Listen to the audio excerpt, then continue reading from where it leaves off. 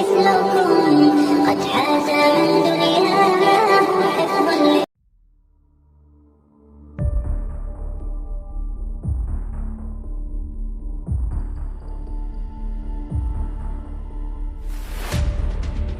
सम्राट अशोक की पांचवी रानी का नाम तिष्यरक्षिता था।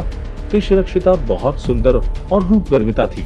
यही कारण है कि आयु के चौथे पायदान पर खड़े अशोक स्वयं को संभाल न सके और बुढ़ापे में उससे शादी ही नहीं की बल्कि उसे पटरानी भी बना दिया।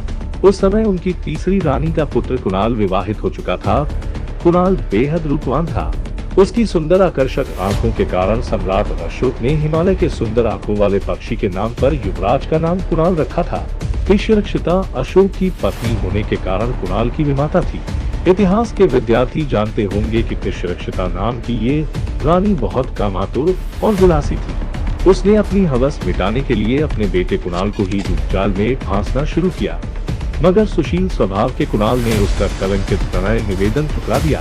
इससे तिष्यरक्षिता चोखाई नागिन बन गई और उसने साजिश कर अशोक की ओर से जाली आदेश के जरिए कुणाल की आंखें निकलवा ली। जब इसकी सूचना बीमार अशोक को मिली तो उसे गुप्तवंशी रानी के करतूतों का ज्ञान हुआ।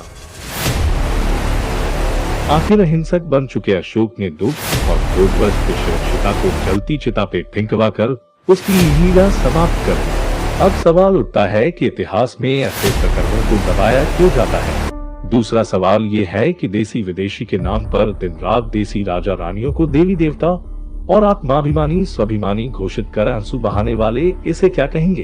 क्या बुरे केवल मुगल थे? क्या जनता के शोषक राजा रानियों का धार्मिक या जातीय आधार पर समर्थन करना देश सेवा है? काबिल भक्तों को ये जरूर बताना चाहिए।